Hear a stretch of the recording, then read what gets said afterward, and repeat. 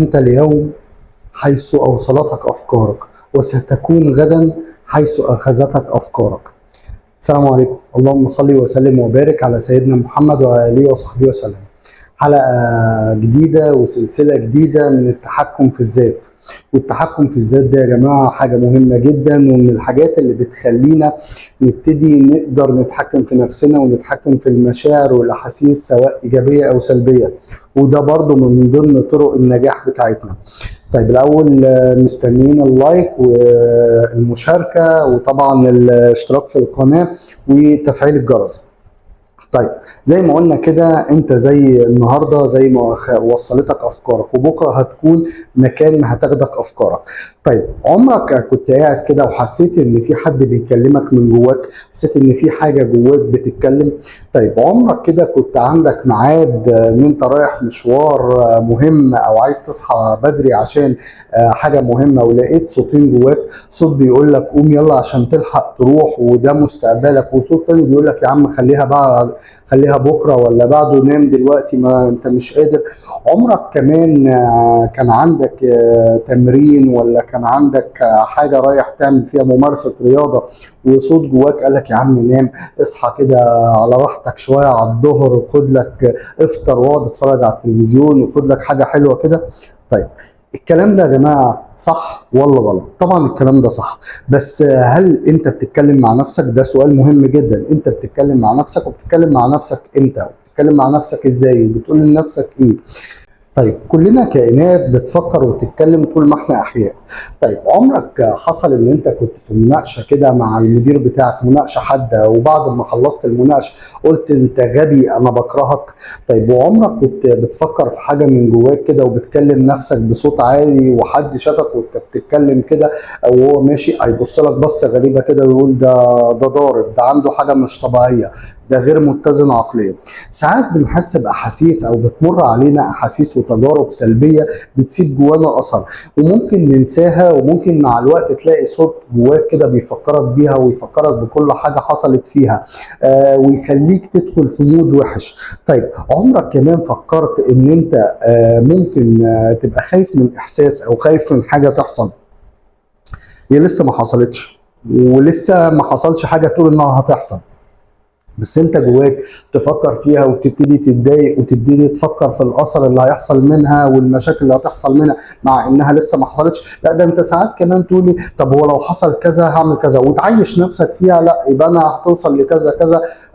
طب وتبتدي تتضايق. زي ما واحد مثلا يكون في الشغل ونازل من الشغل مثلا يقابل المدير بتاعه ويقول له ايه، انا عايزك يوم الخميس الساعه 9 الصبح تكون عندي ضروري.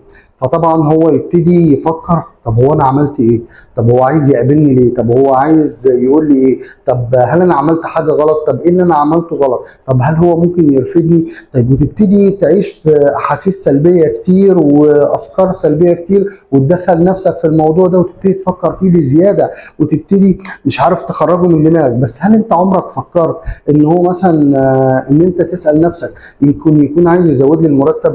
يمكن اكون عايز عملت حاجه كويسه فعايز يسالني عملتها ازاي؟ طب عملت حاجه كويسه فعايز يشكرني عليها؟ لا انت بتفكر احاسيس سلبيه طبعا، وتبتدي تروح وانت بتفكر في الاحاسيس السلبيه دي والمشاعر السلبيه والافكار السلبيه دي، وتبتدي تتكلم كمان مع الناس اللي في البيت، سواء والدك والدتك اخواتك مراتك، وتبتدي تفكر وتبتدي تخش ولا ده احنا هيحصل مشكله، لا ده هيمشيني من الشغل، لا ده انا ده كده ممكن يخصم لي ده كده، وتبتدي ترتبوا افكار سلبيه تاثر عليك انت واللي معاك، وتبتدوا تعيشوا الحياه بحاجه مش طبيعيه، وتبتدي تفكروا في كل حاجه وحشه، وده بيأثر عليك وبيأثر على صحتك وبيأثر على تفكيرك وعلى قدرتك على ان انت تتعامل مع المواقف. طيب وتتفاجئ ان انت لما تروح يوم الخميس، قبل ما تروح يوم الخميس الاول بس، طب اول اسبوع انت هو قال لك الكلام ده اول اسبوع، طب انا بكره هعمل ايه؟ طب اليوم اللي بعده هتكون بتفكر ازاي؟ طب هل معنوياتك هتكون مرتفعه ولا منخفضه؟ طب ايه اللي هيحصل؟ طب انا ممكن يحصل ايه؟ هتبتدي تاخد من طاقتك وتبتدي تديك احاسيس كتير سلبيه ومشاعر سلبيه وتصرفات سلبيه، وتلاقي يوم الخميس انت رايح له وانت بقى قلقان ومشدود ومش عارف ايه. تلاقيه بيقول لك ايه؟ لا اصل انا كنت بدور في الاوراق فعرفت ان عيد ميلادك يوم الخميس، فقلت ان انا اكون اول واحد في اليوم اقول لك كل سنه وانت طيب، واقول لك ربنا معاك ويا رب يجعلها سنه سعيده عليك. تخيل بقى انت عشت في ايه وعيشت نفسك في ايه وعيشت اللي معاك في ايه وفكرت في ايه والموضوع كان ايه اصلا. تخيل انت دخلت نفسك في ايه، وتخيل ده كله تأثيره عليك ايه. زي ما واحد يقول ايه مثلا برضه بغض النظر، طب انا بكره هيحصل ايه، طب الايام الجايه هتمشي ازاي، طب كذا، ويبتدي يراكم الحاجه فوق دماغه. وده اللي بنقول طب ما تخلي عندك حسن ظن بالله ويقين في ربنا ان هو ربنا هيصلح لك الاحوال وان ربنا هيعديك من ده كله. 93% من الحاجات اللي احنا بنفكر فيها ونعتقد انها تسبب لنا احاسيس سلبيه ما بتحصلش، و7% بيكونوا حاجات خارجه عن ارادتنا ما بنتحكمش فيها زي الجو زي الموت. دي 7%.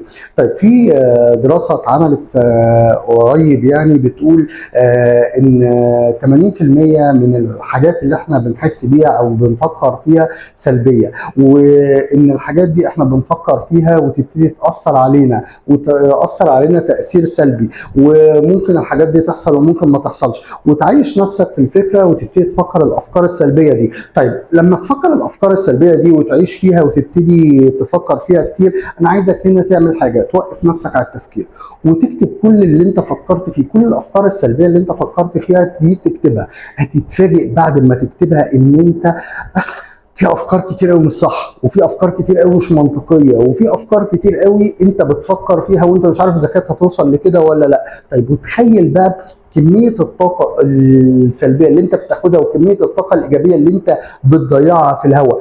انت هتشوف قد ايه انت بتضغط مخك وانت بتضيع طاقه كبيره قوي ايجابيه من جواك في حاجات انت ما تعرفش هتحصل ولا مش هتحصل.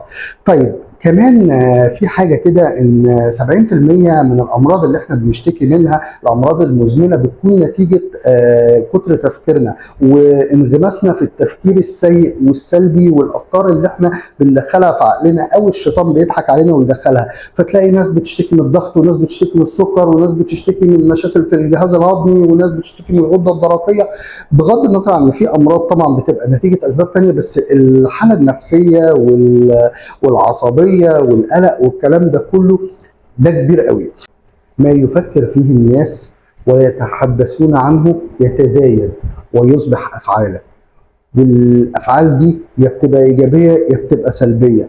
ولو سلبيه هتعمل فينا ايه؟ طب يا ترى هو انا ليه بتكلم مع نفسي؟ ويا ترى انا بتكلم مع نفسي في ايه؟ ويا ترى ايه اللي خلاني اتكلم مع نفسي؟ وازاي اقدر اتحكم في نفسي؟ وازاي اقدر اخلي كلامي اللي بيحصل مع نفسي ده يكون في مصلحتي ويكون ايجابي ما يكونش سلبي؟ طيب دلوقتي يا جماعه احنا عندنا التحدث مع الذات ده ليه مصادر، في 5 مصادر اللي بتخلينا نتكلم مع نفسنا. طيب ايه هم ال5 مصادر دي؟ اول حاجه الوالد والوالده يعني الاهل. طيب دلوقتي الوالد والوالده ساعات كتير قوي بنمر بتجربه هم ما بيبقوش قاصدين فيها ان هم يضايقونا او يقولوا لنا حاجه، بالعكس هم بيبقوا عايزين يشجعونا بس بطريقه ثانيه. فكم مره اتقال لك مثلا انت غبي، انت كسلان، انت مش عايز تعمل حاجه، انت مش عايز تعمل الحاجه الصح، انت شبه فلان اللي بيعمل كذا كذا كذا. طيب لقوا ان من ساعه ما بنتولد لقوا ان من ساعه ما بنتولد لغايه سن 18 سنه احنا بيتقال لنا 148,000، لا كم؟ 148,000، لا انا بهزرش. ومن ساعه ما بنتولد لغايه 18 سنه بيتقال لنا 400 بس.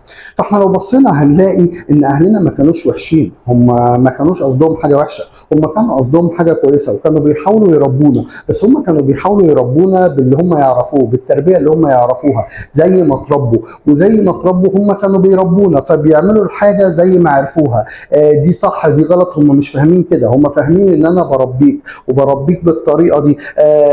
فانت ما تاخدش الموضوع على ان المشكله فيهم، لا هي المشكله ان هم خدوا بطريقه ثانيه. طيب دي اول حاجه اللي هي اول مصدر من المصادر ان انت بتتكلم مع نفسك اللي هو الاهل. تاني مصدر المدرسه. طيب نرجع كده فلاش باك كده ورا وندخل على منطقه التلمذه، اللي هي منطقه لما انت كنت تلميذ وصغير، وكان في مدرس مثلا بيشرح لك اي ماده انت ما كنتش قوي فيها او ما بتحبهاش قوي، او ماده عايزه فهم جامد، فالمدرس شرح لك فانت سالت كام سؤال كده عشان انت مش فاهم، فيجي يقول لك إيه، هو انت مش مركز خالص؟ هو انت مخك ده ما بيجيبكش ان انت تفهم اي حاجه، ان انت تبذل مجهود بمخك كده ان انت تفهم لازم كل حاجه اديها لك بالمعلقه؟ فتبتدي انت تتحط في الحته دي، ويبتدي كل الناس اللي حواليك تتنمر عليك وتبتدي تتريق ويضحكوا وكلام من تحت لتحت تبتدي. فلو انت عشت المرحله دي ما انت جربت، وده مصدر من مصادر التحدث مع الذات اهو، ان انت ابتديت تتكلم مع نفسك ان هو رخم وان هو ازاي يقول كده وان هو كذا كذا، فانت دخلت الانبوت بتاعك او دخلت المصدر الذات، مصدر التحدث مع الذات بالطريقه دي. ثالث حاجه الاصدقاء. طيب دلوقتي احنا في نسبه كبيره قوي من الناس ومن الشباب بيبتدي ياخد من سن 15 لسن فيما فوق شويه، وساعات بيبقى من سن 10 كمان، يبتدوا ان هم يقلدوا اصحابهم، فيبتدوا يشوفوا اللي قدامهم بيعمل ايه ويبتدوا يعملوا.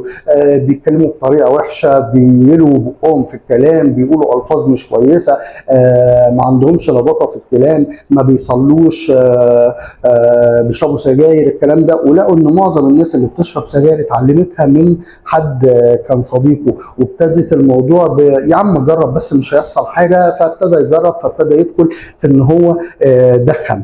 رابع حاجه الاعلام. انت طبعا دلوقتي في دراسه قلت عليها قبل كده اتعملت، ان لقوا ان الشباب بيتفرجوا على التلفزيون 39 ساعه في الاسبوع، يعني في الاسبوع الواحد 39 ساعه بيتفرجوا على التلفزيون. فلو عجبوا حد ممثل ولا مغني ولا اي حاجه وده عامل تسريحه معينه او لابس لبس معين، مفيش اسبوع بتلاقي اللبس ده منتشر وتلاقي كل الناس بتلبس زيه. هل ده صح؟ هل ده غلط؟ بس انا باخده من الحته دي. طيب واخر مصدر من المصادر، يبقى احنا اتكلمنا على اول حاجه على الاهل، تاني حاجه على المدرسه، تالت حاجه على الاصدقاء، رابع حاجه على الاعلام والتلفزيون، خامس حاجه كمان فكره ان انت نفسك مصدر. ازاي انا نفسي مصدر؟ طريقه تقبلك للي قدامك، وطريقه تقبلك مثلا لاهلك كانوا بيعاملوك ازاي، بيقارنوك باخواتك، عايزين يشجعوك فبيقولوا لك زي الاول كده انت كسلان، انت مش عايز تعمل حاجه، انت كذا كذا. بيبتدي جواك مش كل الناس بتاخد الموضوع بموضوع ان انا اهلي بيعملوا كده عشان عايزين يشجعوني او عايزين يربوني او عايزين يعرفوني حاجه كويسه، لا، هما بيبتدوا ياخدوه ان دي حاجه سلبيه، ويبتدي المخ يكبر الموضوع جواك ان انت في حاجه سلبيه، وندخل في موضوع تاني ان انا ابتدي بقى عايز ابسط نفسي، ما انا متضايق، ما انا مش لاقي حاجه كويسه في نفسي، فيبتدي يعمل حاجه مش كويسه. تحدث مع ذاته، يتكلم مع نفسه ان هم بيعملوا حاجه او بيجبروه على حاجه او هم بيكلموه بالطريقه دي عشان ما بيحبوش، فيبتدي برضه يتصرف تصرف تاني، زي مثلا ان هو يضيع ده في ان هو بياكل كتير، ان هو ينتقم من اللي هم بيعملوه ده، ينتقم في نفسه ان هو مثلا بياكل كتير، ان هو يشرب سجاير، ان هو يتعامل بطريقه وحشه، ان هو يبتدي يهمل في دروسه. فده مصدر تاني من مصادر طبعا التحدث مع الذات. نيجي بقى للحاجة اللي احنا هنعملها ونقولها في الآخر عشان المرة الجاية. أي حاجة أنت بتفكر فيها سواء سلبية أو إيجابية هي اللي أنت هتبنيها في النهاية. إن ما تفكر فيه سواء إيجابيا أو سلبيا ستجنيك في النهاية، هتاخده في النهاية. فأنت شوف أنت عايز تفكر في إيه. نشوفكم الحلقه الجايه في حلقه جديده من التحكم في الذات. يا رب الفيديو يعجبكم، لو عجبكم اعملوا لايك واعملوا مشاركه واشتركوا في القناه وفعلوا الجرس. اشوفكم على خير، وصلى اللهم على سيدنا محمد وعلى اله وصحبه وسلم.